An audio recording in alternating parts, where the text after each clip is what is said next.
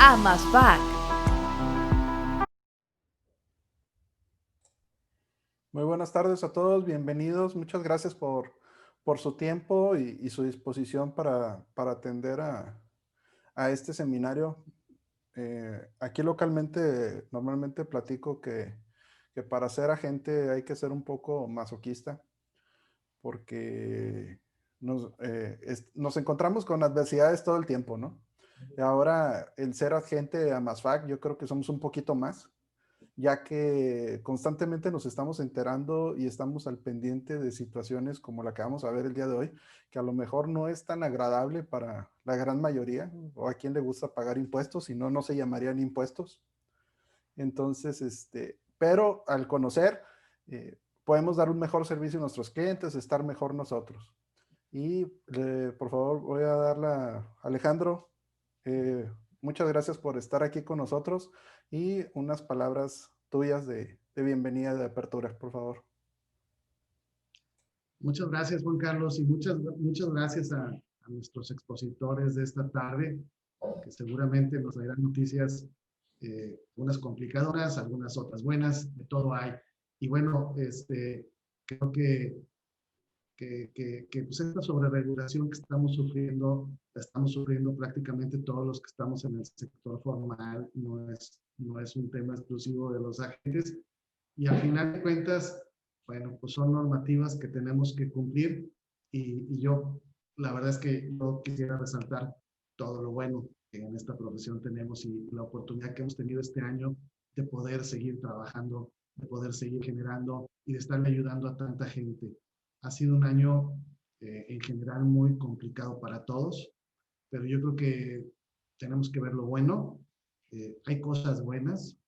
Eh, yo creo que tenemos que enfocarnos en eso y prepararnos para el año que viene. Y el año que viene seguramente podremos seguir sirviendo a muchísima gente. Y bueno, pues nuestra actitud al futuro va a ser la diferencia de nuestro éxito. Así es que prepararnos y estar aquí hoy, enterarnos de los temas fiscales, como bien dice Juan Carlos, pues nos va a ayudar a estar mejor preparados para lo propio, pero también para asesorar a nuestros asegurados. Así es que les felicito por estar hoy aquí. Ya estamos casi cerrando el año y bueno, pues con todo, preparándonos para arrancar el siguiente de la mejor manera y bien preparados.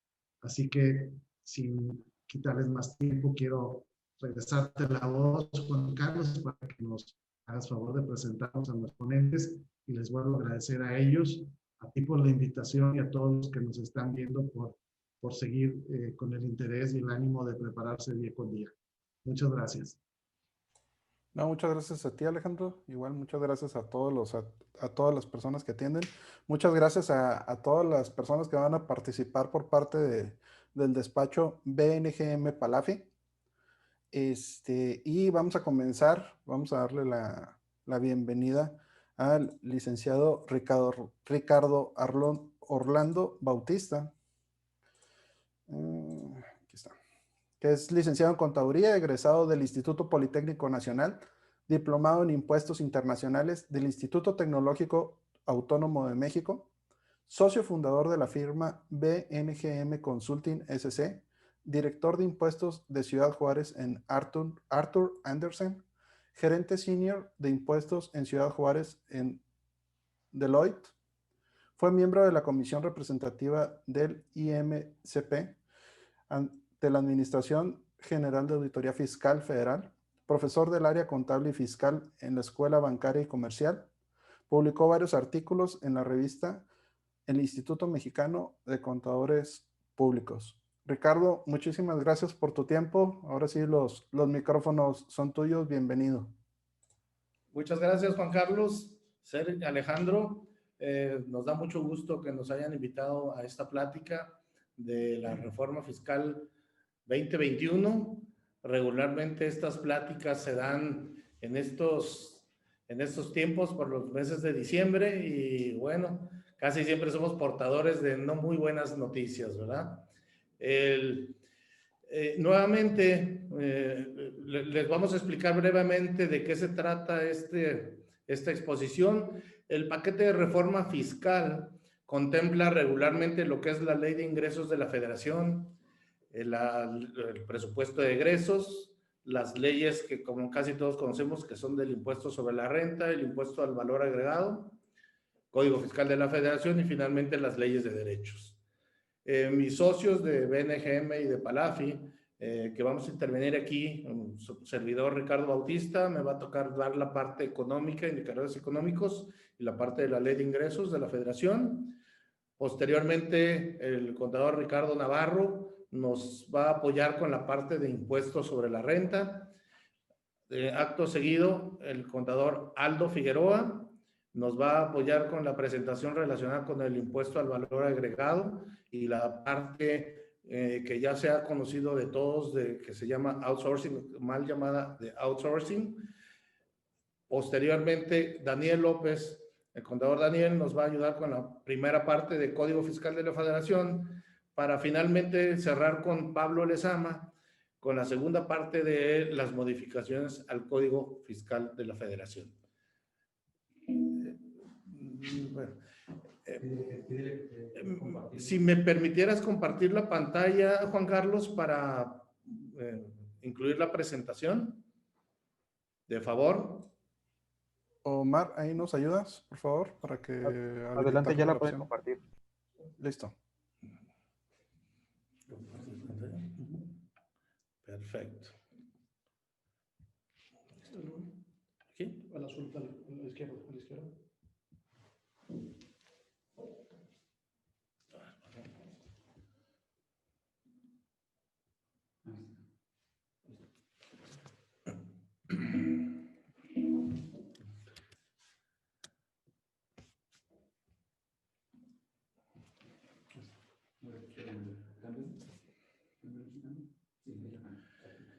Ok, vamos a iniciar con los aspectos relevantes y los indicadores económicos de esta reforma 2021.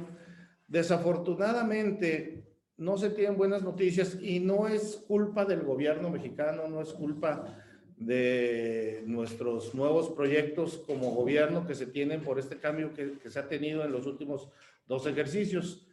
Fuimos impactados severamente por todo el asunto de la pandemia, no solo a nivel salud, sino principalmente en el aspecto económico.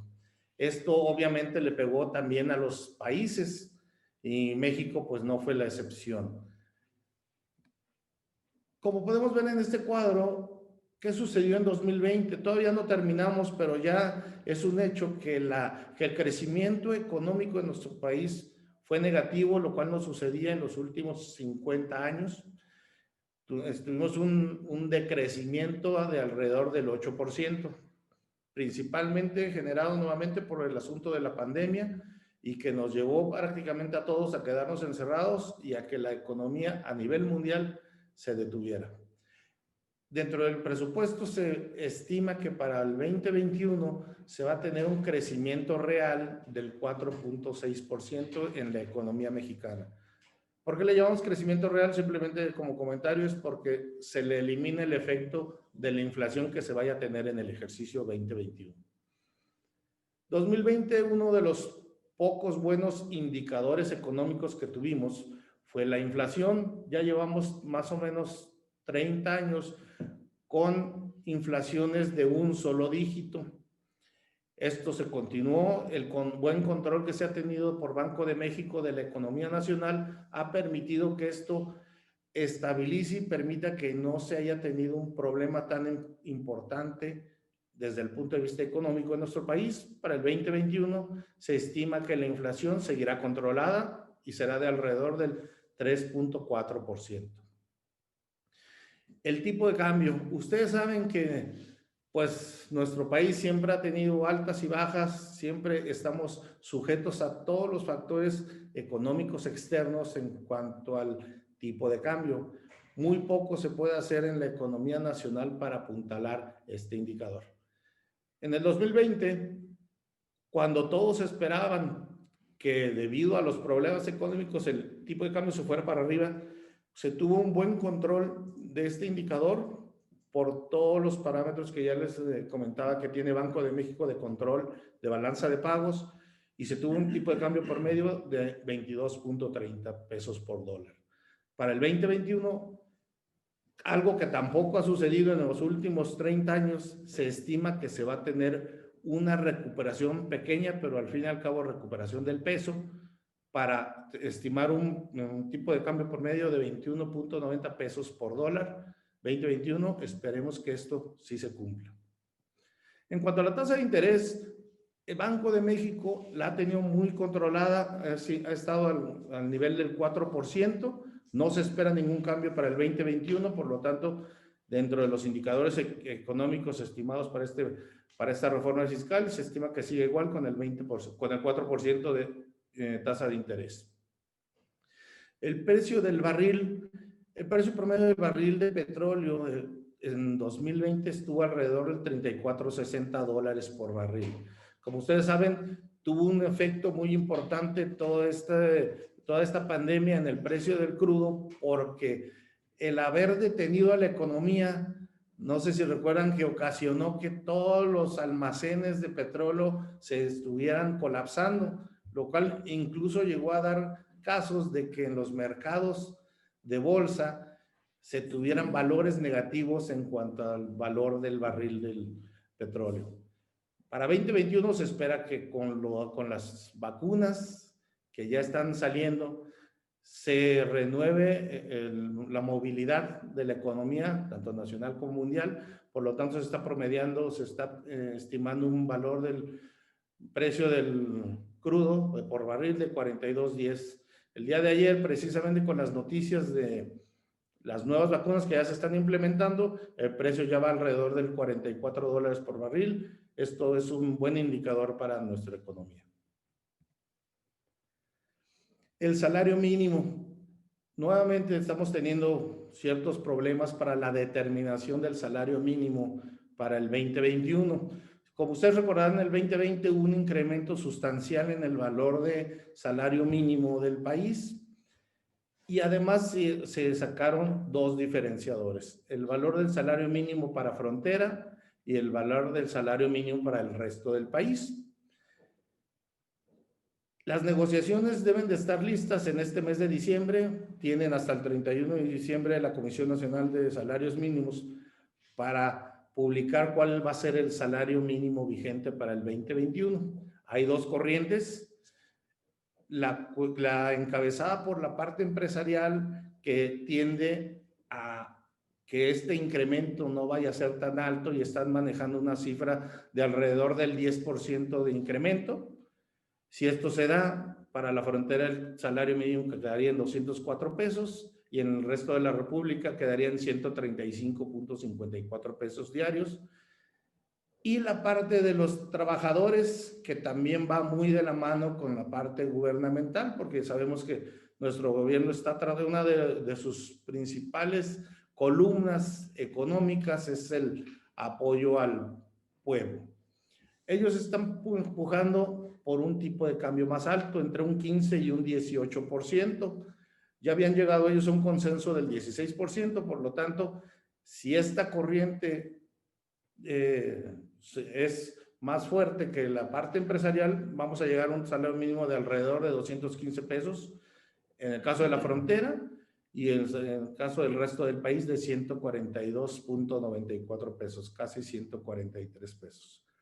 ¿Cuáles son los problemas que tenemos ahorita? Sabemos que en muchos casos los salarios han tenido que ser convenidos con los empleados para poder pagar menos, derivado del poco ingreso que han tenido las empresas, ¿verdad?, para poder fondear ese tipo de gastos, y que además no se espera que esto se corrija en el corto plazo. Entonces, ese es el problema que se tiene. Esperamos tener noticias en un par de semanas, y nosotros creemos que todo va a ir tendiente más hacia el 10% que hacia arriba. Aun cuando el día de ayer el presidente señaló que ellos iban a pugnar porque fuera el 15% el incremento del salario mínimo. En la Ley de Ingresos de la Federación se contiene la tasa de recargos que nos cobra el fisco cuando no pagamos a tiempo nuestras contribuciones. Esa tasa continúa igual. En caso de no pagar mis impuestos a tiempo, los recargos por prórroga, por mora, en caso de pagos extemporáneos de impuestos, es del 1.47% mensual, ¿verdad? Que es una tasa muy alta.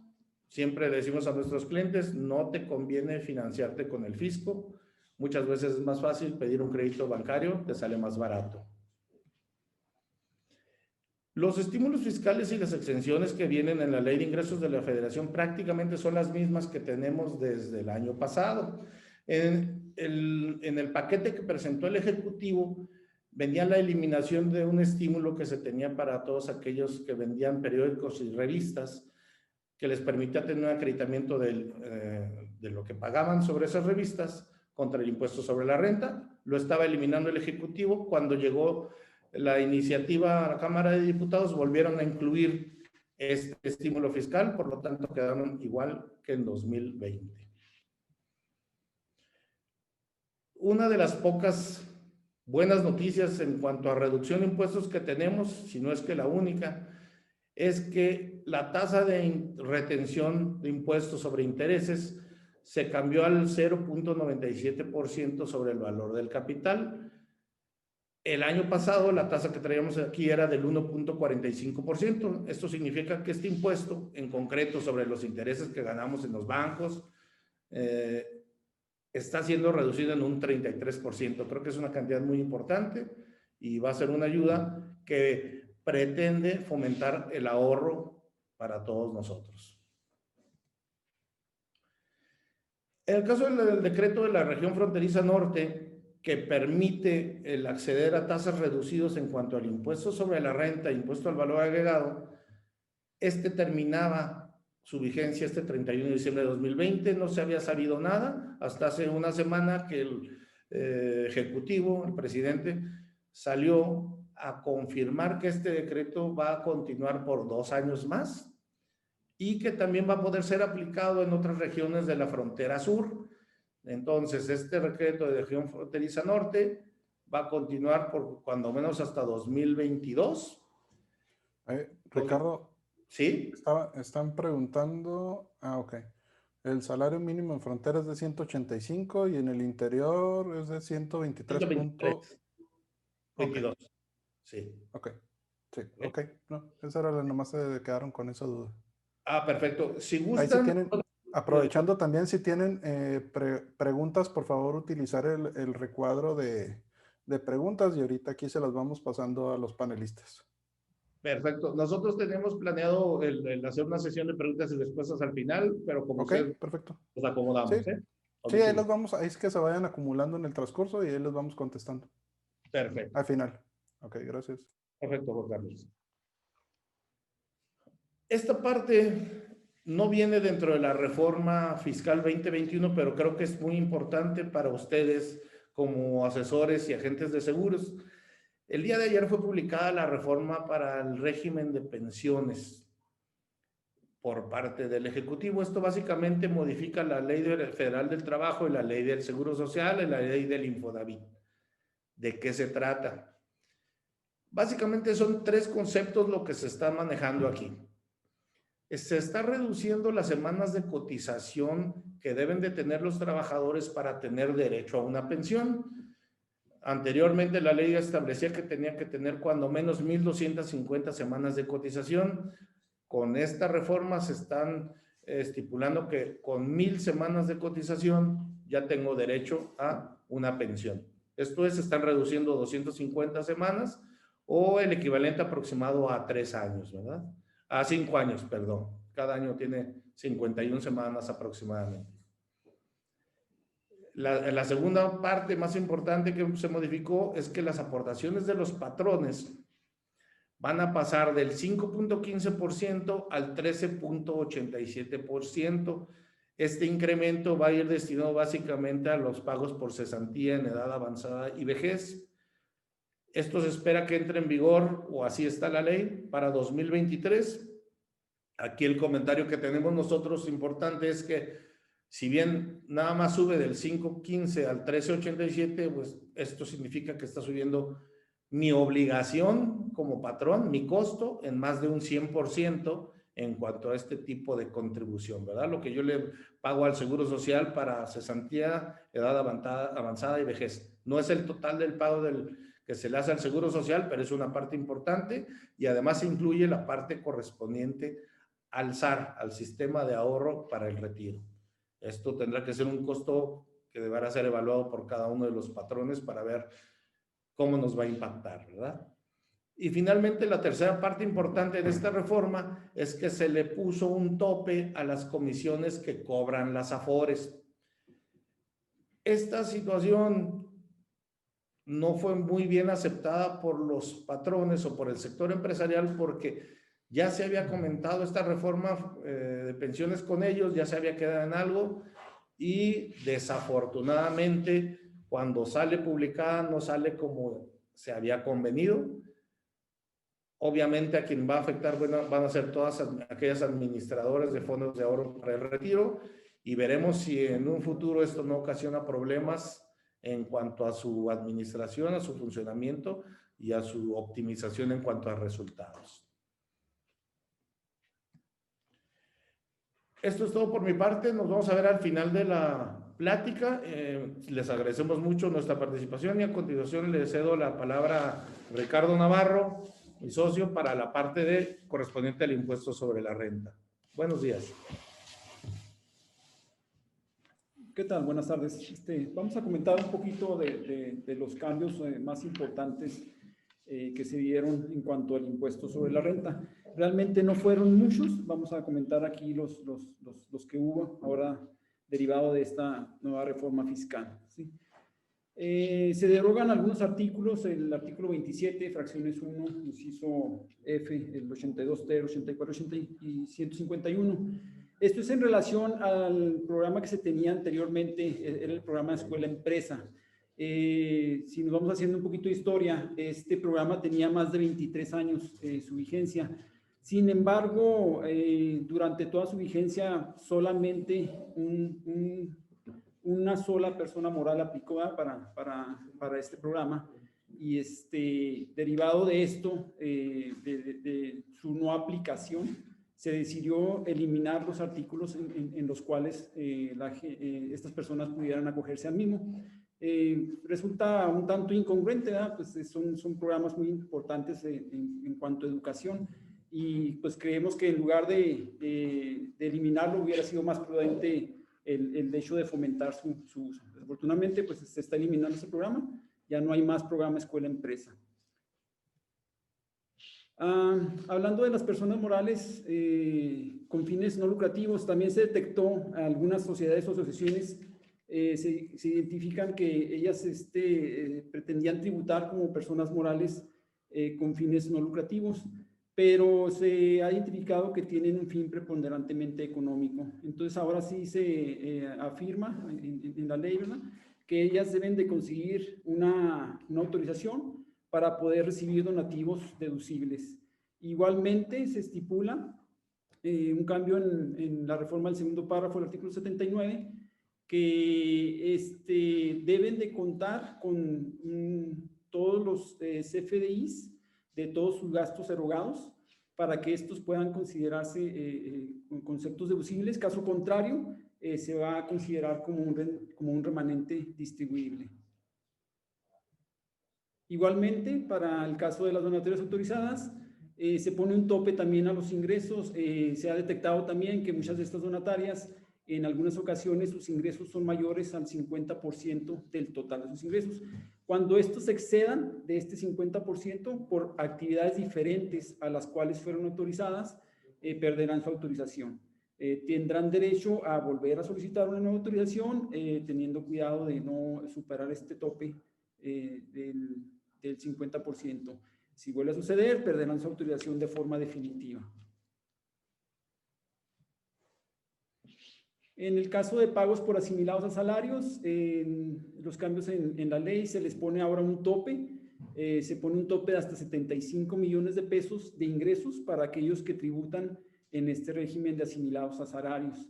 Y se le da la obligación a quienes reciben este tipo de ingresos de que si superan este tope de los 75 millones de pesos de forma anual, deberán de avisar a su patrón o la persona que le hace estos pagos que ya no podrán seguir tributando en este régimen y deberán de tributar dentro del régimen de actividades empresariales y profesionales. Esto creemos que es derivado del abuso, ¿verdad?, que se dio dentro de algunos esquemas de facturación o de factureras en las que se utilizaba mucho el pago de asimilados a salarios. Entonces ya se le pone un tope, aunque aún sigue siendo, considero, pues, un tope bastante alto, son 75 millones de pesos, pero bueno, ya está topado a partir de 2021. En el caso de los ingresos obtenidos a través de las plataformas digitales, como todos sabíamos, se venían aplicando una tasa sobre una tarifa diferenciada, sobre una tabla, ¿verdad?, por reglones, y a partir de 2021 se tiene un solo cargo, un solo porcentaje de retención que varía un poquito, ¿verdad?, para los siguientes servicios. En el caso de servicios de transportes, la retención será de un 2.1%. En el caso de los servicios de hospedaje, estamos hablando de un 4% de retención. Y en el caso de enajenación de bienes y prestación de servicios, es del 1%. Igualmente, se ponen aquí algunos candados para, en el caso de los contribuyentes residentes en el extranjero que no tienen una base fija aquí en México. En el caso de que omitan el pago de 3 meses consecutivos, se les pondrá el candado de que se les dejará sin servicio de Internet. Entonces, los proveedores de estos servicios de Internet serán los obligados a dejar de otorgarles este servicio, bajo pena de que no lo hicieran. Se les pudiera también multar a estos proveedores de los servicios de Internet con multas que van desde los 500,000 hasta 1,000,000 de pesos. Así es que, pues ahora se van a aplicar estas retenciones y pues sí estarán ahí muy cuidadosos con el pago de las mismas. Hay que comentarlo, digo, es algo importante también para el caso de las maquiladoras aquí en la frontera. Se elimina un fragmento del tercer párrafo del artículo 182 de la ley del impuesto sobre la renta, en donde creaba un poquito de confusión si se debía o no considerar la aprobación de un estudio de precio de transferencia para evitar el establecimiento permanente del residente en el extranjero por las operaciones de maquila que se tienen aquí en México. Ahora sí se queda muy claro, ¿verdad?, que se tienen prácticamente dos métodos. Una es la aprobación de un estudio de precios de transferencia, el cual se le solicita a la autoridad y deberá ser aprobado por la misma, o bien realizar el cálculo de una utilidad fiscal mínima sobre el método del safe harbor establecido en los artículos 181 y 182 del impuesto sobre la renta. Este es un tema que, aunque no es un tema propio de la reforma fiscal, sí hay que considerarlo también. En el artículo 152 de la ley del impuesto sobre la renta se establece que cuando la inflación supere más del 10%, se deberán de actualizar las tablas y tarifas de impuestos sobre la renta. La inflación acumulada a este mes de noviembre, el INPC salió publicado el día de hoy. La inflación acumulada desde diciembre de 2017, que fue la última vez que se actualizaron las tablas y tarifas, a este diciembre, ¿verdad?, utilizando el INPC del mes inmediato anterior, que es el de noviembre, llevamos una inflación acumulada del 11.42%, por lo que pues ya superamos ese 10% y por lo tanto las tasas se deberán de actualizar. En este mismo mes de diciembre deberán de salir la publicación de dichas tasas. Hicimos algunos cálculos, algunas pruebas y las variaciones que se tienen en términos generales oscilan entre el 1 y el 8% más o menos hacia la baja en cuanto al cálculo de impuestos. Quiere decir que va a haber una disminución en el pago de impuestos derivado de la actualización de estas tasas. En el caso de los primeros reglones o de los salarios más bajos, esta variación pudiera llegar hasta el 45 o el 50%. Habrá que estar atento a la publicación de dichas tarifas ya con esta nueva actualización. Y también tener mucho cuidado, ¿verdad?, para aquellos que tengan empleados a su cargo, pues el uso correcto de las tablas y tarifas. También un dato importante, la tarifa del subsidio al empleo, esa no viene estipulado que vaya a haber alguna actualización a la misma, por lo tanto esa se queda igual al subsidio. pero las tarifas de ISR sí surten esta modificación a partir del 1 de enero de 2021. Pues esto es todo por mi parte. Muchas gracias por su atención. Se queda con ustedes nuestro compañero, el contador público Aldo Figueroa, el cual les estará comentando un poco de las reformas al impuesto al valor agregado. Muchas gracias.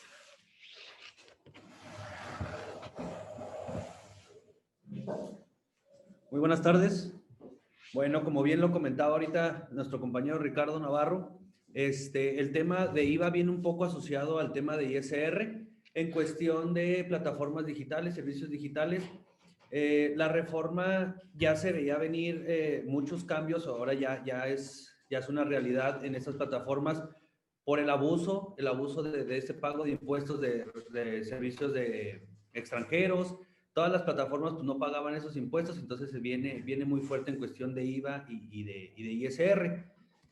Como primer punto, se hace la modificación al artículo 18 de la ley de IVA.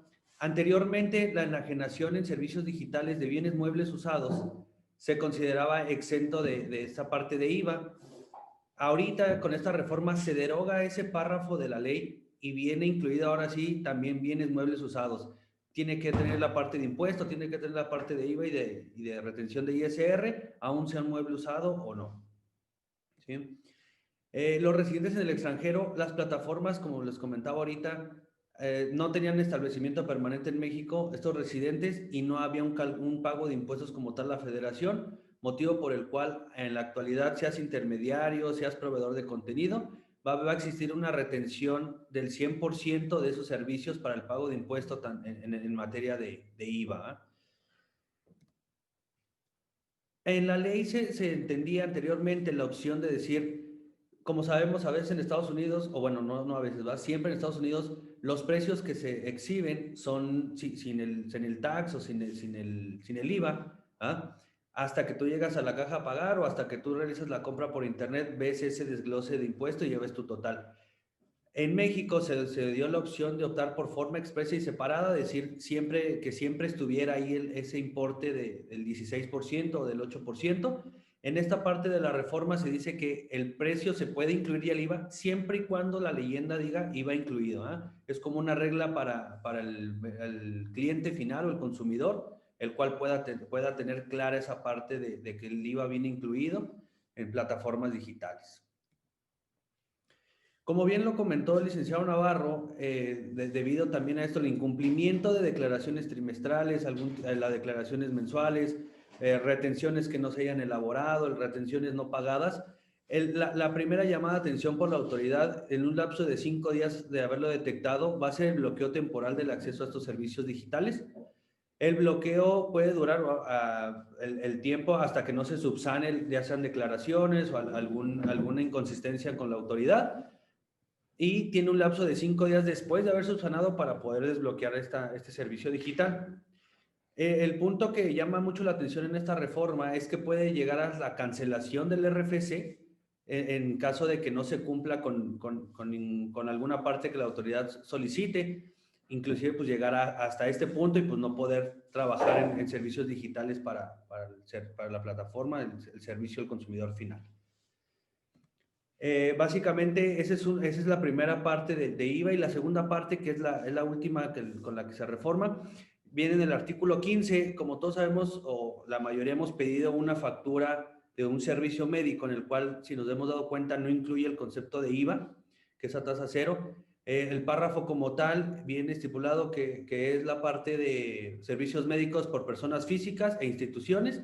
Ahora se agrega en este párrafo las instituciones de asistencia y beneficencia privada, como puede ser el Teletón y algunas instituciones como APAC, en donde ya las incluye, que estos servicios médicos también van a ser facturados a esta tasa.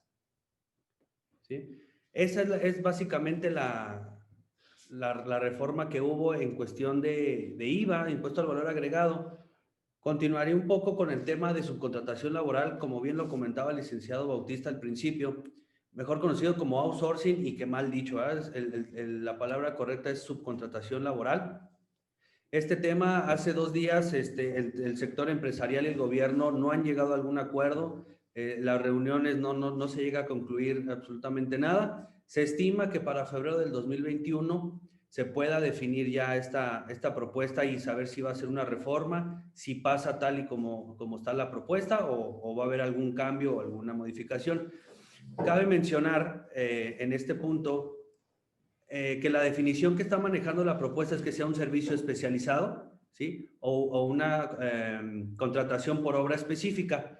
Esto se viene manejando desde hace muchos años, sin embargo, en la realidad o en el trabajo día a día no se maneja así. Hay mucha gente que contrata para objeto de la empresa, que contrata ese tipo de servicios con un 100% de plantilla y esa parte es en donde dice el gobierno, y sabes que espérate, ahora lo vamos a definir más fuerte, vamos a poner más reglas. ¿Para qué? Para que esto sea exactamente como en un principio se tenía, pero pues ya más regulado, ¿verdad? El punto que llama más la atención es el nuevo permiso que se va a obtener a través de la Secretaría del Trabajo y Previsión Social, el cual va a especificar que yo tengo un servicio de personal especializado o que va a ejecutar obras específicas. Este permiso va a durar 3 años y el detalle aquí, pues importante para obtener el permiso es el acreditar el carácter de especializado de obra, obviamente, y tener todas las obligaciones al corriente, tanto fiscales, laborales y de seguridad social. Entonces, pues de esa manera van a amarrar toda la parte de sus obligaciones como patrón, obligaciones hacia los trabajadores, y pues quieres el permiso, claro que te lo doy, pero compruébame que todo está en orden, ¿verdad? ¿Sí? Cabe mencionar una cosa importante también de esta propuesta, la responsabilidad solidaria, que no nada más es la responsabilidad por haber contratado el servicio, sino también va a haber una responsabilidad por todos los impuestos a cargo a los trabajadores entre el que está contratando el servicio y el que presta el servicio. Ellos van a ser responsables de todas esas cuotas hacia los trabajadores que no se hayan pagado y también obviamente pues, ante el SAT y ante el IMSS también va a haber una responsabilidad entre ellos. Vienen temas importantes en cuestión de deducciones y acreditamiento. Si tú deduces o acreditas con dolo hacia la autoridad con este tipo de servicios, pues va a haber multas importantes y va a haber ahí pues, castigos en esa parte porque ya no va a ser como antes de pues, la factura, tú sabes que es deducible, tú sabes que es acreditable, pero si tú sabes que realmente el servicio no es correcto que te está prestando subcontratación, laboral, pues va a haber multas ahí importantes. El año pasado se comentó la retención del 6% por servicios, el 6% de IVA. Con esta propuesta se pretende derogar esa retención del 6%. Y aquí, bueno, pues como tal, los 3 puntos importantes, ¿verdad? Para configurar subcontratación laboral, pues como lo comentamos ya ahorita, el servicio especializado o que sea obra específica, que no formen parte del objeto social. El ejemplo, pues, que creo que más encaja en este tipo de servicios, pues es vigilancia y al tema de limpieza, que normalmente, bueno, pues casi nadie se dedica a eso, más bien es un tema que se contrata por subcontratación. Y que los contratistas cuenten con esta parte de la autorización por la Secretaría del Trabajo, el permiso que habíamos manejado. 2 puntos muy importantes que se hace mención en esto, que no se puede hacer esa parte de quito mi plantilla, se la paso a una empresa de subcontratación laboral, pero esa misma gente me la presta para trabajar. Está muy vigilado ese punto, que es uno de los que más llama la atención. O que te tenga el 100% de la plantilla. En algún momento escuché el comentario de que esta parte pasa en Cancún, ¿verdad? Es en esta parte hotelera turística, en donde se dan cuenta que los hoteles no tienen ni un solo empleado en su plantilla, sino todos por subcontratación laboral. Ese abuso de esa práctica es en donde llegamos a estas propuestas de reforma, ¿verdad?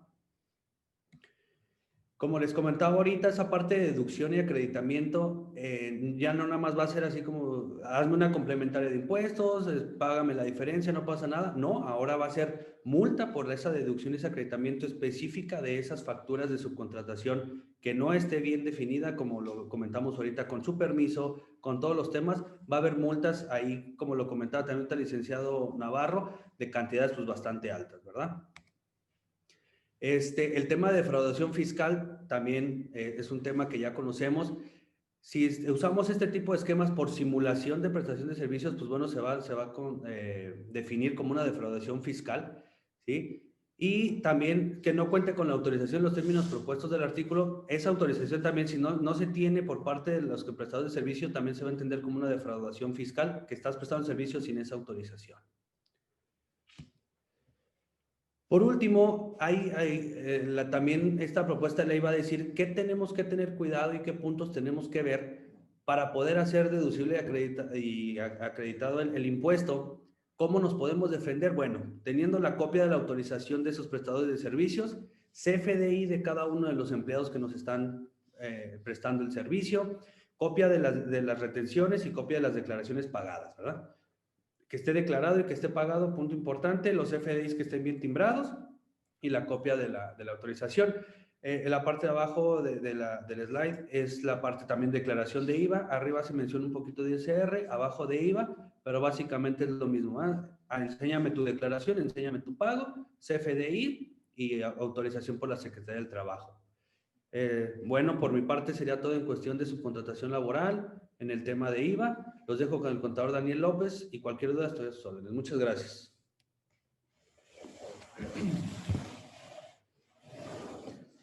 Buenas tardes a todos. En materia de Código Fiscal de la Federación, vienen sí, pues, algunos aspectos que cambian, algunos otros se quedan tal como están. Sin embargo, es importante destacar que pues, las autoridades, como lo han platicado mis compañeros, están yendo más sobre la materialidad de las operaciones, que no nada más se pague una factura, sino que se cumpla con todos los requisitos y que efectivamente el servicio prestado pues, sea real. En el artículo 5A se encuentra hasta 2020 una cláusula denominada antiabuso, en los cuales que comentan en el séptimo párrafo, en la última parte, que en ninguno de los casos se generan consecuencias en materia penal por expedir o hacer uso de facturas que son de operaciones simuladas. Sin embargo, debemos de tener mucho cuidado en cuáles facturas se hacen deducibles y que pues sean gastos reales. Para 2021 la reforma modifica esa parte que dice que en ninguno de los casos se generan consecuencias en materia penal y pues queda un apartado que es sin perjuicio de investigaciones y responsabilidad en la comisión de delitos previstos en este código. Entonces, ya no nada más hablamos de una resarción económica, el pago de la omisión, el pago de los accesorios, que son actualizaciones, recargos, y de la multa que le pudiera generar este tipo de conductas a los contribuyentes. Entonces, lo importante es pues no utilizar facturas que simulen operaciones, ¿verdad? Que existan gastos reales con la finalidad de que pues no exista algún beneficio fiscal o algún impacto económico a favor de los contribuyentes. Las autoridades están siendo muy precavidas en este aspecto por malas prácticas que se puedan estar llevando en la actualidad. Así pues, quienes facturan y quienes reciben facturas, llámese personas físicas o morales, pues tienen su firma electrónica avanzada, ¿verdad? Que este archivo es muy sensible y tiene que ser muy bien cuidado por quienes tienen o quienes son representantes legales y tienen este tipo de documentos, ya que en la actualidad pues están las autoridades completando una base bastante extensa de lo que son huellas digitales, iris del ojo y rostros, buscando una certeza de identidad de quienes utilizan este tipo de documentos. ¿Sí? Lo que ellos buscan es tener un responsable solidario por el mal uso de este tipo de documentos, pues a lo cual pues, quienes tengan el uso de estas firmas electrónicas, pues deben de tener mucho cuidado y a quienes en su caso se les pudiera extender el uso de este documento. En la actualidad, de acuerdo al Instituto Nacional de Estándares y Tecnología, cuenta ahorita a noviembre, diciembre del 2020, las autoridades con más de 100 millones de huellas dactilares, 20 millones de iris de ojo y 15 millones de rostros. O sea, que la base de datos del sistema del Servicio de Administración Tributaria, pues es bastante extenso en materia de las firmas electrónicas. Por otro lado, y volviendo al tema de las facturas, pues hay los denominados certificados de sellos digitales con los cuales pues, los contribuyentes emiten las facturas. En este caso, las autoridades están cerrando y poniendo candados a empresas denominadas factureras, que es lo que están buscando extinguir en el futuro. Y pues lógicamente contribuyentes que hagan una deducción de este tipo de facturas, claramente buscando una recaudación más o una recaudación real a lo que están afectando la deducción y el acreditamiento de los impuestos, ¿sí? En este caso también están poniendo candados a empresas que hacen fusiones, que hayan hecho deducibles facturas que son operaciones simuladas y que hayan generado algún tipo de pérdida fiscal para no pagar impuestos en lo posterior, pues también están siendo vigiladas con lupa a través de las autoridades. El uso de los certificados digitales es, al igual que la firma electrónica, es muy importante y es muy sensible, ya que en la actualidad, en el artículo 17H del código, deja sin efectos el uso del certificado de sello digital una vez que lo hayan detectado las autoridades a los contribuyentes que sean pues situados como una empresa que factura operaciones simuladas, y en lo cual también da la posibilidad de 40 días hábiles para poder desvirtuar los hechos. Y una vez que los contribuyentes presentan sus pruebas, sus argumentos y su información, pues la autoridad tiene la obligación de, a más tardar 10 días, habilitar otra vez el certificado de sello digital. Pero pues mientras tanto, quienes facturen y sean restringidos temporalmente de sus certificados de sellos digitales, pues de momento no podrán emitir algún tipo de factura debidamente timbrada por la autoridad.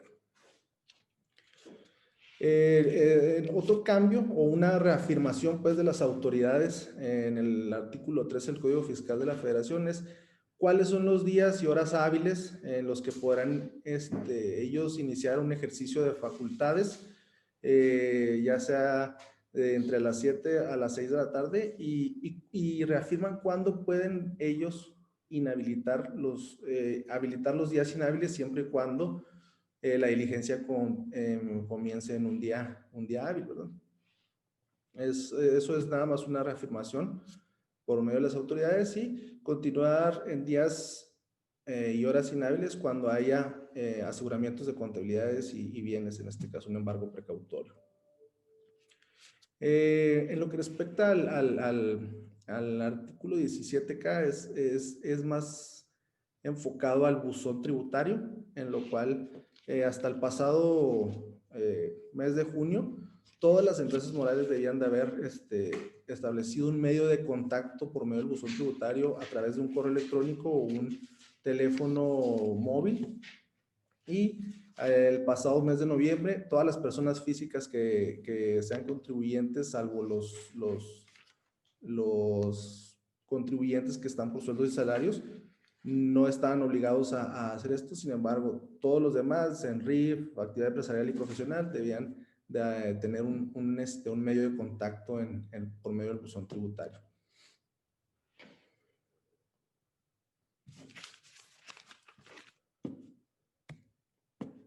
En relación a los saldos a favor, pues la autoridad habla de que una causal para que no sea presentada los saldos, que no se ha promovido la recuperación de un saldo a favor, es la falta de localización de los contribuyentes y el domicilio que no se haya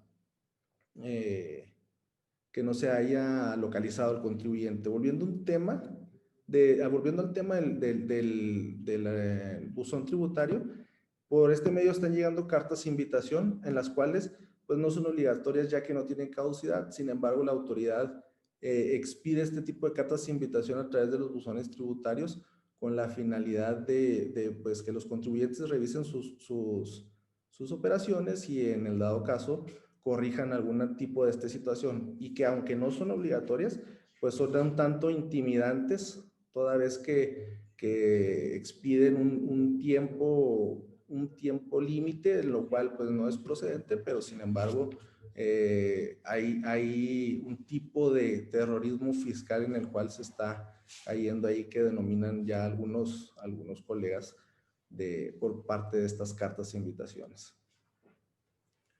Asimismo,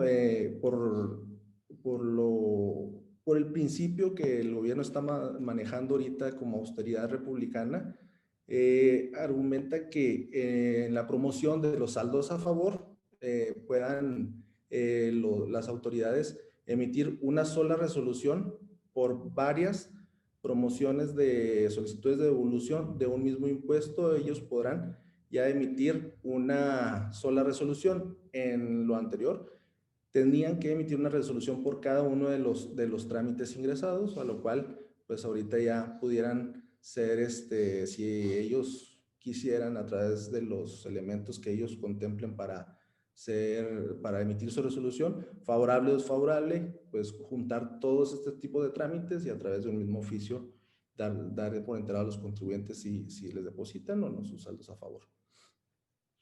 Asimismo, se amplía el plazo de 10 días hábiles a 20 días hábiles para notificarlos a través del buzón tributario este tipo de resoluciones, y reiteran los 3 días hábiles para dar como notificado el oficio en buzón tributario, aún y cuando los contribuyentes se autentifiquen con su firma electrónica, para dar por notificado este tipo de oficios o cartas de invitación que lleguen a través del medio de buzón tributario, que es el que ya va a quedar como el medio electrónico por el medio del cual las autoridades van a notificar sus resoluciones. En el artículo 27 del Código Fiscal de la Federación, están ellos pues ligando, o en cierto tipo de aspecto responsabilizando a representantes legales, a quienes por su naturaleza o funciones tengan una dirección en este tipo de empresas, como pues ya como quienes hacen el manejo de la empresa, y los están responsabilizando y solidarizando con todas las acciones penales que los malos manejos pudieran pues en algún caso hacerse, ¿no? Asimismo, en la fracción 9 del apartado D de ese mismo artículo, pues las fichas técnicas 81, 82 y 86 las están incorporando al Código Fiscal en el reglamento, para no extralimitar algún tipo de documentación que se pudiera salir por una resolución miscelánea que no esté fijada en ley, y pues que ahora ya no se pudiera debatir ese punto en materia de dar de baja a las empresas en el Registro Federal de Contribuyentes. De mi parte es todo. Mi compañero Pablo Lezama les estará explicando y abundando un poquito más del tema de Código Fiscal, y pues estamos a la hora, nos reiteramos a la hora. Gracias.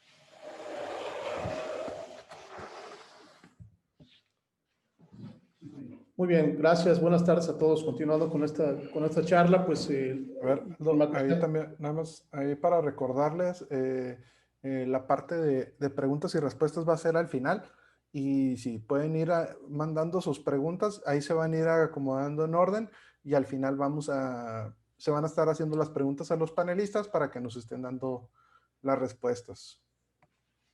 Esto. Correcto. Gracias, Pablo. Bueno, muchas gracias. Bueno, continuando con esta plática, en materia de Código Fiscal de la Federación se amplían nuevas figuras en materia de responsabilidad solidaria.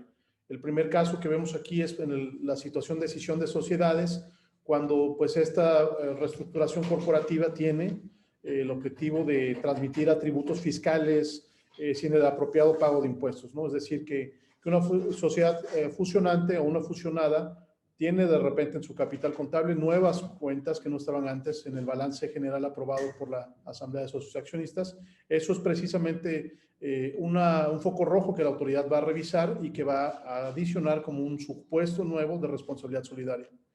Y en el caso de maquiladoras, en el caso de residentes en el extranjero que tienen aquí en el país la presencia de inventario y maquinaria en consignación importados temporalmente, la sola presencia de estos dos activos pues ya les genera una situación de establecimiento permanente que se evita siempre y cuando tengan un debido cumplimiento de sus obligaciones y de la definición de actividad de maquila que viene en la ley del impuesto sobre la renta, ¿no? En particular el artículo 181 de la ley. En este caso, pues el SAT se está preparando para que ya no tenga necesidad de ir con el residente en el extranjero a fincar un crédito fiscal, sino que esta responsabilidad sea totalmente atribuible, en este caso, a la empresa maquiladora residente en México. Esto es algo novedoso porque a la fecha no hay un precedente donde tengamos una situación de establecimiento permanente para un extranjero que tiene operaciones de maquila en el país. Y ahora, pues, con esta adecuación en Código Fiscal de la Federación, queda claro que las autoridades fiscales se están preparando ya para este tipo de revisiones. Una propuesta que había sido presentada por el Ejecutivo y que había sido avalada por la Cámara de Origen o la Cámara de Diputados es que las autoridades fiscales contaran con herramientas tecnológicas para documentar o hacer constancia de ciertas prácticas de los contribuyentes, como negarse, por ejemplo, al inicio de una auditoría o no contribuir a aclarar la situación del domicilio fiscal. Principalmente lo que se había habilitado en esta propuesta del Ejecutivo es que las autoridades fiscales utilizaran cámaras fotográficas, grabadoras o teléfonos celulares para documentar este tipo de situaciones específicas y siempre que esto quedara en el marco del secreto fiscal. Pero bueno, este tipo de facultades adicionales fueron muy polémicas, fueron discutidas por empresarios, por cámaras, etcétera, en México. Y finalmente, en la Cámara de Senadores, esta propuesta fue eliminada, ¿no? La verdad es que además de que causaba polémica, pues sí era muy riesgoso el uso que pudieran darle a esa información, sobre todo si las autoridades fiscales iban a videograbar las líneas de producción o alguna situación donde se llevara a cabo el proceso productivo o de manufactura de alguna empresa, pues eso podría comprometer inclusive temas de secreto industrial y de confidencialidad. Pero bueno, de las buenas noticias que tenemos hoy es que esta iniciativa, esta propuesta ya quedó eliminada. Hablando de multas en materia de precios de transferencia, pues todas las empresas en México que tienen operaciones entre partes relacionadas, como sabemos, deben mantener siempre pues esos valores que utilizan o operaciones que utilizan entre partes relacionadas a valores de mercado. Normalmente esto se documenta con un estudio de precios de transferencia, donde se hacen ajustes a los precios o montos utilizados en la prestación de servicios o en la venta de bienes para que queden en un marco adecuado, ¿no? Finalmente, valores de mercado. Aquí la cuestión es que como parte de las recomendaciones que emite la Organización para la Cooperación y Desarrollo Económico, la OCDE, de la cual México es integrante, se toma en consideración esta recomendación de eliminar totalmente las reducciones que teníamos previstas del 50% cuando la infracción sea en materia de precios de transferencia. Es decir, que no se hayan utilizado compañías comparables adecuadamente en el estudio de precios de transferencia, que los porcentajes o márgenes de utilidad de operación no sean adecuados en función de la industria o tipo de sector.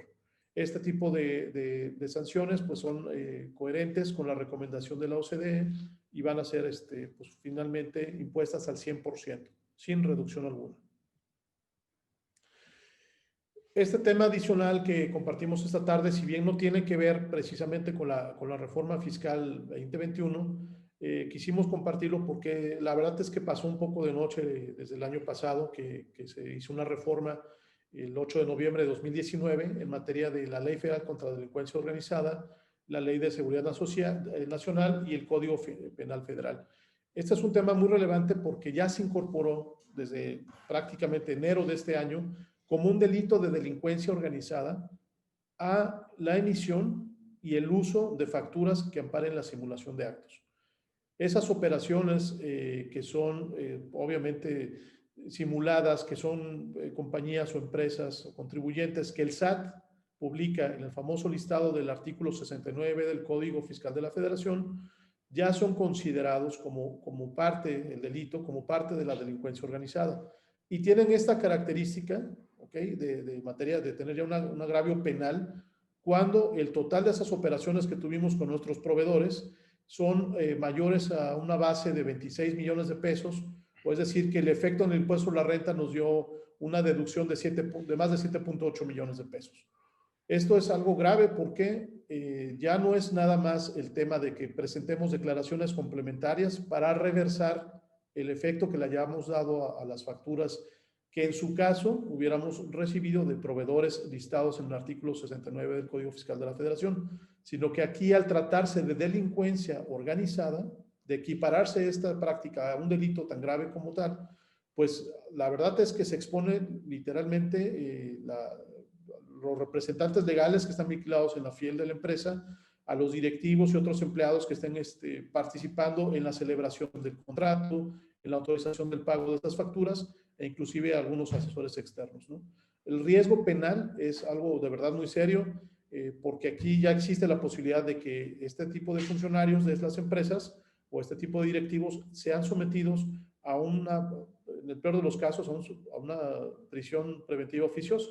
Eso significa que no van a poder salir de prisión mientras se lleva a cabo el proceso de su defensa y mientras se aclara la materialidad o se aclara o se elimina la responsabilidad que hubieran tenido en esta situación. La verdad es que hemos visto inclusive en este año que la comunicación que hay ya hoy por hoy entre la Secretaría de Hacienda, entre el SAT, entre la Fiscalía General de la República, en esta materia es totalmente abierta, están en línea y están preparándose ya diversas querellas para empresas que han tenido este tipo de prácticas. Y aquí la situación es que también controvertida es que algunas personas pudieran interpretar que esto aplica, esta nueva reforma en materia penal, aplicaría únicamente a facturas que sean expedidas o se hayan recibido a partir de enero de 2020. Sin embargo, no es el caso. Recordemos que las autoridades fiscales tienen la facultad de irnos a revisar 5 años atrás y en ese sentido, aquí no aplica el concepto de retroactividad de la ley. Aquí lo que aplica es el concepto de retrospectividad y esto ya ha sido inclusive avalado por la Suprema Corte de Justicia de la Nación, donde finalmente al artículo 69 se le da el carácter de que es constitucional y que no viola garantías de los contribuyentes. Este tema es bien relevante, creo que no se ha platicado mucho en foros a lo largo del año sobre esta reforma en materia penal, en materia de la Ley de Seguridad Nacional y obviamente en la materia de la Ley de Delincuencia Organizada. Entonces la recomendación que les queremos compartir es que no se caiga en un marco de confianza, que se realice un diagnóstico muy detallado nuevamente de las operaciones que hayan tenido con sus proveedores en los últimos 5 años para que en caso de que tengan situaciones detectadas de que hayan sido listados en algún momento en el artículo 69 y tengan este tamaño de operaciones de más de 26 millones de pesos, pues se implementan protocolos de inmediato para documentar la materialidad del pago de bienes o de los servicios que les hayan facturado y de esta manera también se tomen acciones que prevengan riesgos de carácter penal para los representantes legales y directivos de las empresas, ¿no?, que finalmente también pudieran ser expuestos a un proceso de extinción de bienes. Pero eso es básicamente lo que tenemos de temas para compartir esta tarde y abrimos entonces el espacio para preguntas y respuestas. Le cedo aquí la palabra a Ricardo Bautista. Muchas gracias, Pablo. No, muchas gracias. A ver, traemos ahí el sistema de semanas de cotización. La primera pregunta que tengo aquí es en cuanto a las semanas de cotización para las pensiones, que si es retroactivo. Ok, no es una disposición que pueda ser retroactiva. En teoría, eso empieza a contar a partir del día de hoy, que entra en vigor esta disposición. La autoridad tiene la facultad de poder concedérselo a agentes que veníamos en el sistema anterior, pero teóricamente empieza a partir de hoy. Las gentes que empiezan a trabajar el día de hoy para ser sujetos a su pensión deberán cumplir con las 1000 semanas de cotización. Ok. Ahí nos preguntaba Susana Carranza si podíamos hablar un poquito más del programa Empresa Escuela, pero tengo entendido que, pues, o sea, realmente fue una sola empresa y realmente ya no funciona, ¿no? Así es, no funcionó durante 23 años que estuvo vigente, tuvo una sola inscripción que nunca estuvo en funcionamiento, por lo tanto, pues, era letra muerta dentro de la ley. Ok, y luego Jesús Octavio Vázquez. ¿Qué tan cierto es que cuando solicitas una devolución de saldo a favor a la Secretaría de Hacienda te arriesgas a una revisión y o auditoría por parte de la Secretaría? ¿Es puro cuento de mi contador? No es correcto, o sea, no es algo que haga la Secretaría de Hacienda en términos generales, a menos de que dentro de la información que hayas proporcionado detecten ciertos puntos de inconsistencias, los denominan, pero por la regla general no te hacen auditorías. Ok, Raúl Valderrama, el incremento de las afores del patrón del 5.15 al 13.87, dicho incremento, ¿cuándo empieza? 2023, A 2023, partir, ahorita sigue completamente igual. por el momento. Ok. Pilar Peniche dice 26 millones de pesos. Me imagino que es si tienes operaciones con EFOS a partir de 26, ¿no? A partir de 26 millones que te generan un impuesto sobre la renta de 7 millones o una consecuencia de 7.8 millones de pesos. Es correcto. Ok. Pilar Reynoso. ¿Qué implicaciones tiene una persona física con actividad en el extranjero al adquirir un plan de ahorro con una compañía de seguros? Y sobre todo, ¿qué le genera factura fiscal aquí en México? Bueno, aquí debemos ver que nuestro sistema fiscal es te hace pagar impuestos en base a tu ingreso mundial. Si esta persona es residente en México y va a generar un ingreso, ya sea de México o del extranjero, va a tener que pagar impuestos con las bases de impuestos sobre la renta. Si esta persona es extranjera y adquiere un seguro mexicano, tendrá que ver las reglas que le apliquen a su país de residencia. En México lo que podría llegar a sucederle, en el peor de los casos, es que fuera sujeto a una retención de impuestos sobre la renta. Ok.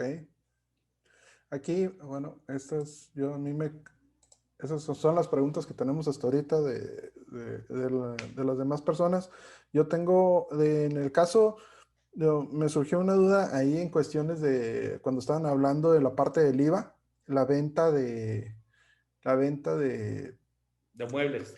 de muebles usados, de bienes muebles usados. O sea, ¿qué pasa? No sé, por ejemplo, no sé, en mi caso yo soy persona física con actividad empresarial y resulta que un día se me ocurre vender una computadora usada o la iPad de mi hijo, se me ocurre venderla en Mercado Libre. ¿Hay que meterla a la declaración o cómo está? Mira. Ahí sí pueden cerrar ahí, listo, Sí, gracias. algo le movieron, pero ahorita Ahí está. creo que ya ahí está. Sí. Mira, sí, precisamente, ¿qué sucedió el año pasado? El año pasado empezaron las reglamentaciones para pago de impuesto de plataformas digitales.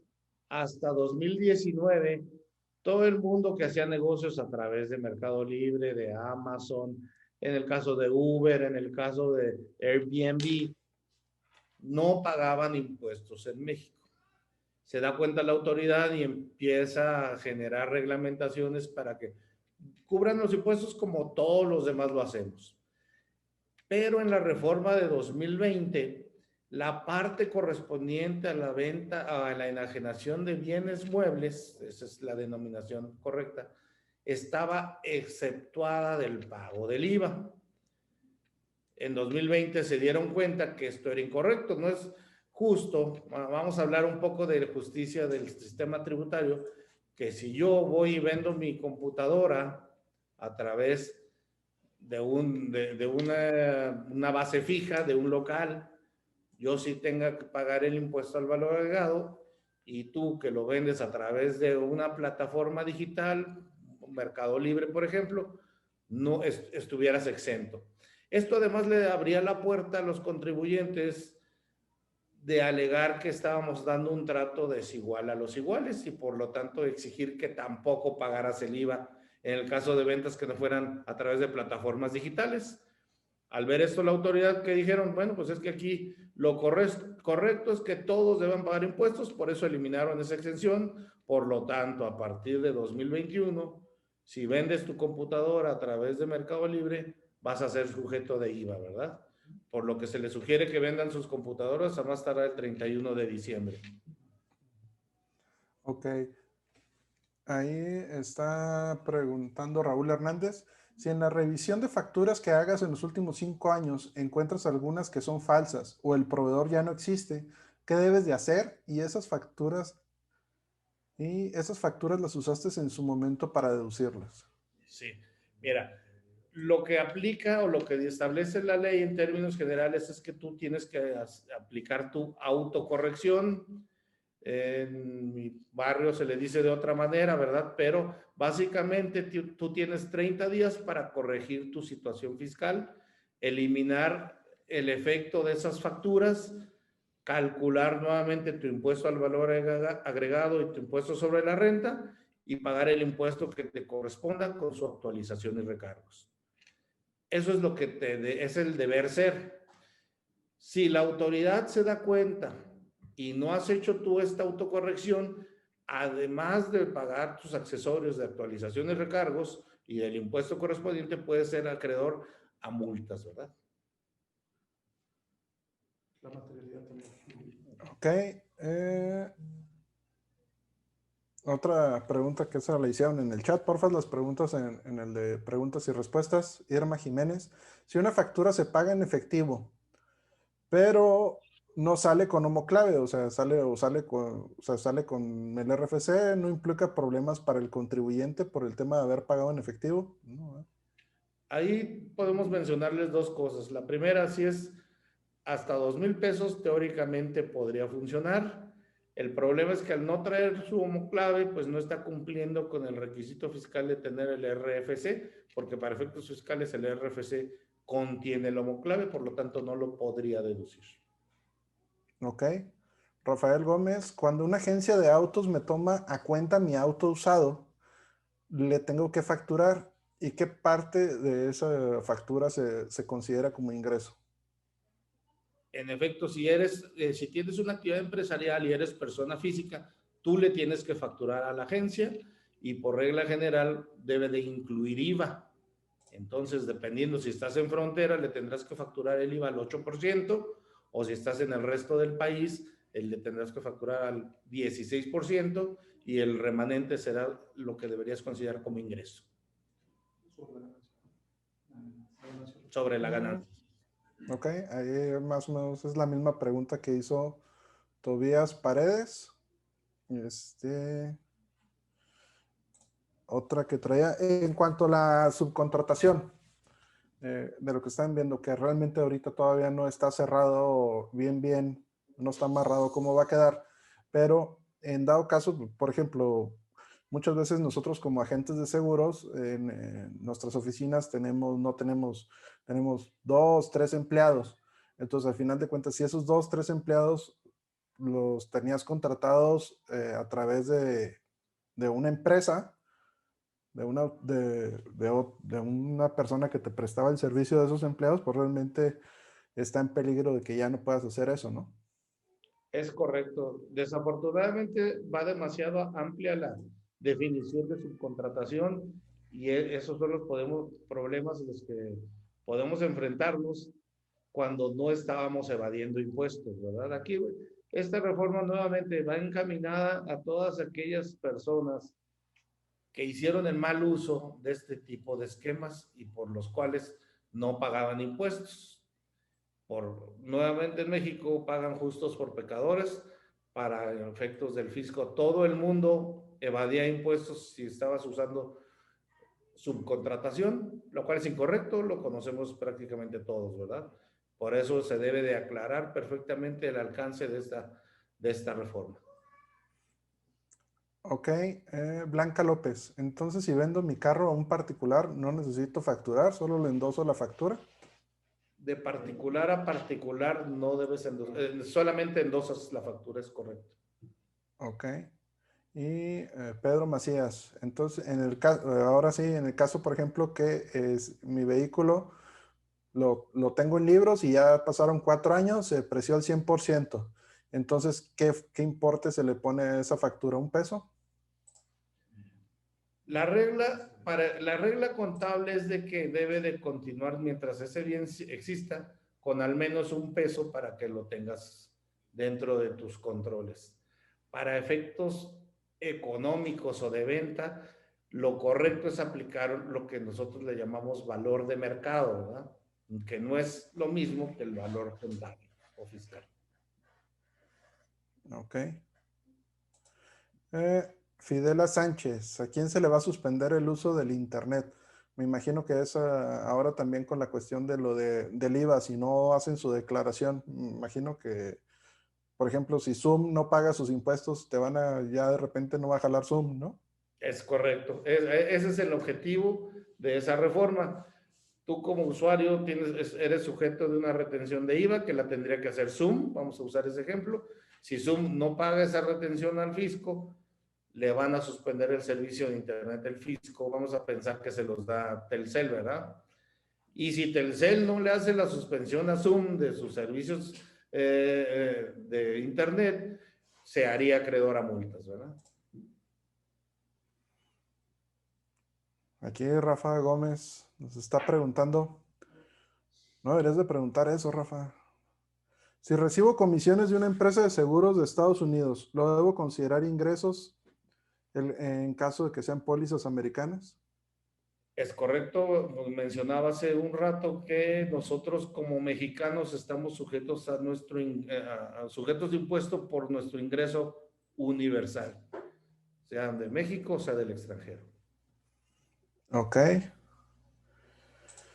Blanca López, para deducir de impuestos un carro de agencia, ¿qué valor es el tope para eso y cuál sería el monto a deducir? ¿El valor total o solo el IVA? Ok. El valor para deducir, y aquí estamos hablando de impuestos sobre la renta, es de 175,000 pesos.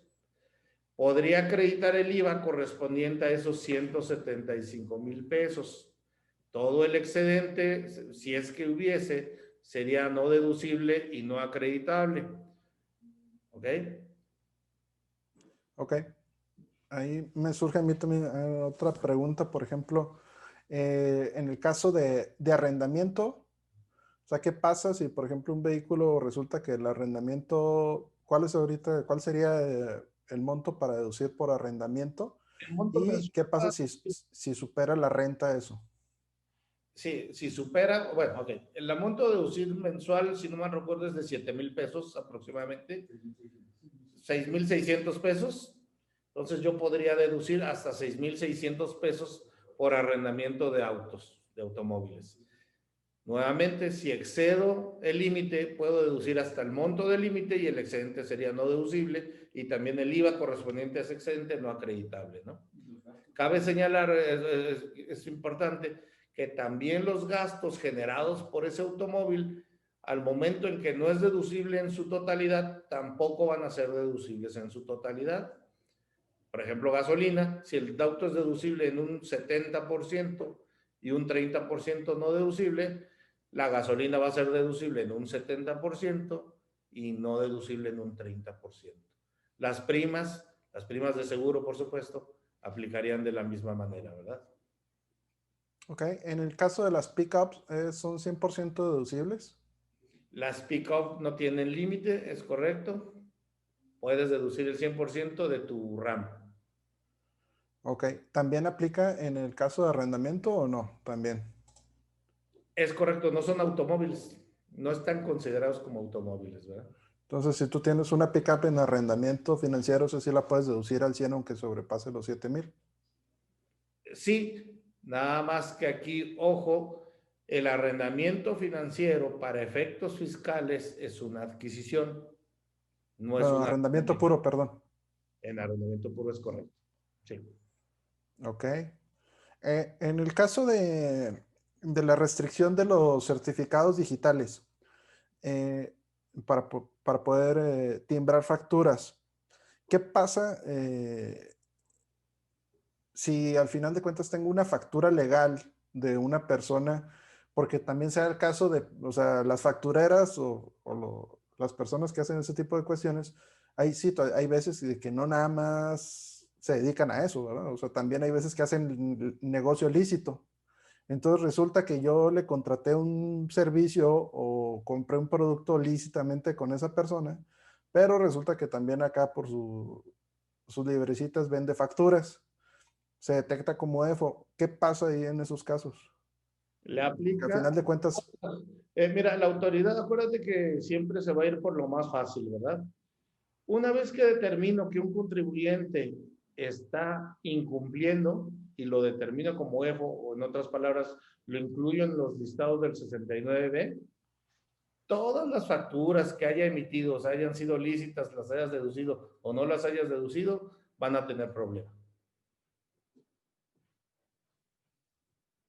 ok. Ok.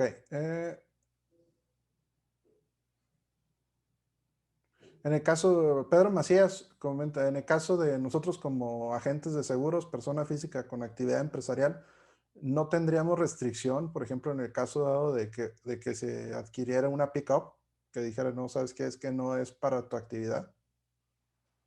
En principio no se tiene ninguna limitante en cuanto a la deducción de una pick-up. Ok. Aquí, mira, aquí es importante mencionar un tema que no hemos tocado, que se llama materialidad. Tú también tienes que comprobar, ¿verdad?, que estás utilizando la pick-up para la prestación de tus servicios, por ejemplo. Si tienes una sustancia o materialidad para poder determinar eso, no debes de tener ningún problema para la deducibilidad. Aquí siempre hay que seguir sobre el principio de sustancia, tiene que ir sobre forma, ¿verdad? No querer tratar de meter 20 pick-ups, ¿verdad?, de toda la familia para poder tener deducciones, ¿no? Ok. En el caso de los planes de hombre clave, ¿cuál es la cantidad máxima que puede deducir una empresa en esos tipos de seguros?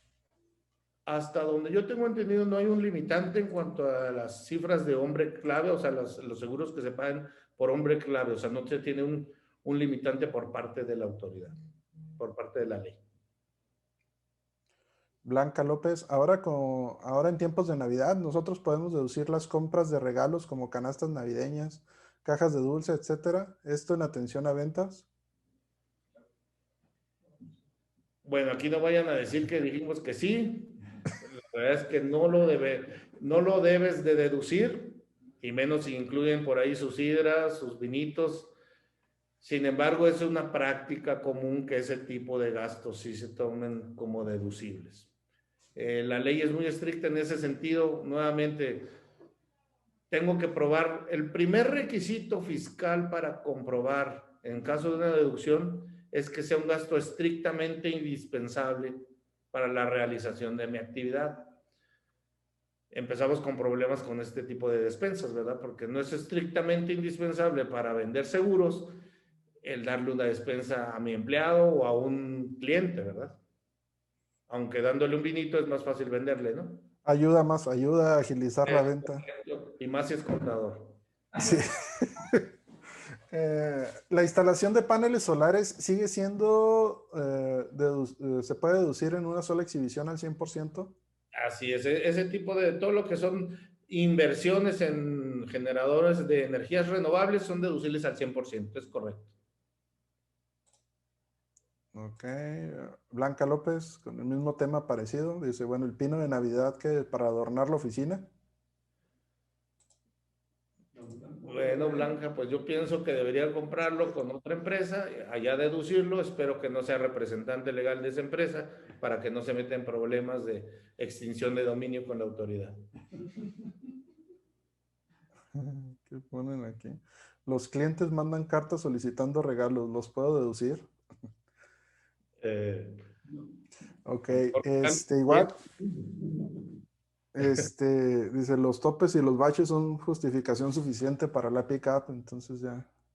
Ah, sí, por eso. Rafael, En toda la frontera manejamos puras pick-up. Sí, si no, ahorita ya llovió tantito y ya está todo inundadas las calles, ya si no sales en pick-up ya no puedes salir. Sí, el problema en Ciudad de México es en donde la estacionas, ¿verdad? Tienes que meter 3 marchas ahí para poder estacionarte. Los metes a la cajuela. ¿Los ingresos por rentas en casas tributan igual? ¿Igual a qué? El método de tributación de arrendamiento sí es un poco diferente. En el caso de casa habitación tienen derecho a lo que se conoce como deducción ciega del 50% de sus ingresos, pero son sujetos a otro tipo a la misma tabla, pero bajo otro esquema, ¿verdad? No es el mismo que el de actividad empresarial. Es que ya me está preguntando un terrateniente que es agente de seguros también, entonces tiene varias casitas. Entonces, tienes tu actividad física con actividad empresarial, que es agente de seguros, más aparte tienes 2, 3 casas que estás rentando. Aplica ahí, tienes que aplicar un ingreso diferido por porcentaje, ¿no? Sí, ahí lo que él tiene que hacer, o las personas, aparte de que tengan ingresos por otros conceptos, así se denomina, tienen que ir determinando sus bases gravables por cada concepto. Llegan a las bases gravables de cada canasta, vamos a llamarle así, y ya lo suman para determinar el impuesto anual. Pero vas determinando por cada concepto, y cada concepto es, por ejemplo, sueldos y salarios es uno, honorarios es otro, actividad empresarial es otro, arrendamiento es otro, otros tipos de ingresos, intereses o dividendos, ¿verdad? Ok, parece que son todas las preguntas que traemos ahorita, no han caído otras más. Son 5:57, más o menos es el tiempo que... Tere Chávez. ¿Cada cuándo se actualiza el listado del artículo 69 y cómo se contribuye? Si como contribuyente lo debes de estar revisando, ya que algún proveedor le puede estar entregando una factura y posteriormente puede aparecer en ese listado? Sí, esa es muy buena pregunta. Este listado teóricamente se actualiza cada 15 días. La realidad es que lo publican cada mes. Y sí, todos tenemos la obligación de estar revisando este listado en forma mensual para que en caso de que tenga algún proveedor que salga del listado, tenga que hacer las correcciones correspondientes. Ok, los préstamos hipotecarios siguen siendo deducibles los intereses reales, ¿sí va? Es correcto. Ok. Pues ya. Ok, pues vamos por respeto ahora sí, los tiempos. Ahora también en estas nuevas reuniones somos más estrictos con las cuestiones de tiempos. Ricardo, muchísimas gracias por el tiempo. Realmente un gusto escucharlos. Ahí ya felicitaciones, Rafael Gómez. Excelentes panelistas. Bueno, última, Luz Delgado. ¿Hasta qué monto de interés por inversión tengo obligación de declarar? ¿Interés por inversión? Sí, tal vez no entiendo muy bien la pregunta, pero yo tengo obligación de declarar todos mis ingresos, ya sea un peso o ya sean 1,000 millones de pesos, ¿verdad? Y dependiendo del cálculo que realice, veo si debo o me debe el fisco, ¿verdad? Si con la retención que me realizaron se cubre el impuesto o tengo que pagar un impuesto adicional, ¿verdad? Sí, estaba hablando de inversiones en banco. Digo, al final de cuentas es igual. O sea, tienes que incluir tus ingresos de todo, hasta lo que vendiste en Mercado Libre, como lo platicamos.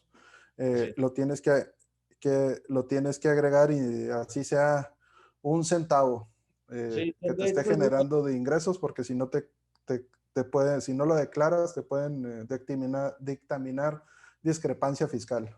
es correcto, se llama materialidad, la cual no existe desde el punto de vista fiscal. Con un peso te puedes meter en problemas. Sí. Pues bueno, muchísimas gracias. Muchísimas gracias a todos los que atendieron.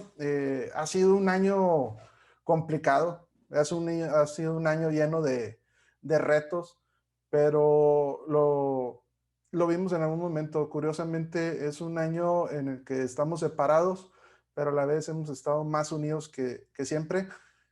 En marzo de este año nos apoyaron a dar una plática aquí en la sección Juárez donde yo creo que atendimos como cerca de unas 20 personas en ese desayuno que tuvimos. El día de hoy llegamos a tener hasta más de 72 personas. La reunión se abrió a nivel nacional, por parte de agentes de toda la República, en lo cual, como les comento, la situación nos ha obligado a distanciarnos, pero también nos ha dado las herramientas para estar más unidos. Estamos con esta plática, cerramos las pláticas de AMASFAC Juárez en el transcurso de este año. Estamos en el proceso de renovación de membresía y pues prácticamente para nosotros los agentes de seguros cerramos, igual que las compañías de seguros, la mayoría de las compañías de seguros cierran los días 18, 20 del mes y ya no nos vemos hasta el año que entra. Entonces prácticamente ya estamos en la recta final.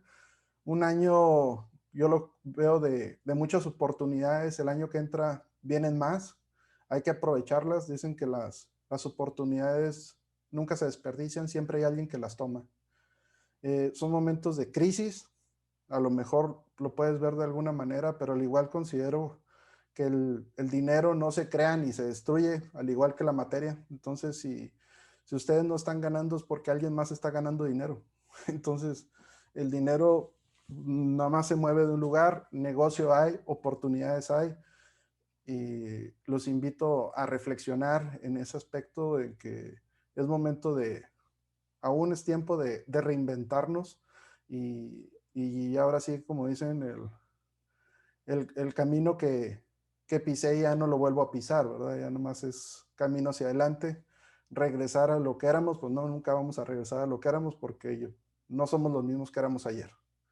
Muchísimas gracias a todos, Ricardo, un placer, a todos los demás panelistas, un placer escucharlos. Y ahí están sus datos para cualquier duda o aclaración, queja, sugerencia, igual a sus órdenes. Aquí estamos en AMASFAC Ciudad Juárez y esperamos vernos el año que entra. Cuídense mucho, todavía no es momento de bajar la guardia y mis mejores deseos para todos el próximo año. Igualmente. O sea, algunas pláticas de ustedes, alguna palabra, Ricardo. No, nada más, muchas gracias por permitirnos participar en esta breve conferencia. Estamos a sus órdenes y esperamos que les deseamos, de parte de todos mis socios en particular, lo mejor para este año que viene y hay que echarle muchas ganas. Muchas gracias. Buena tarde. Gracias, nos vemos. Gracias. La exposición está grabada. Lo más probable es que se suba al canal de YouTube de AMASFAC. Próximamente ahí les pasamos el link. Perfecto, muchas gracias. Excelente. Gracias, que pasen muy buena tarde, cuídense. En AMASFAC creamos valor para ti.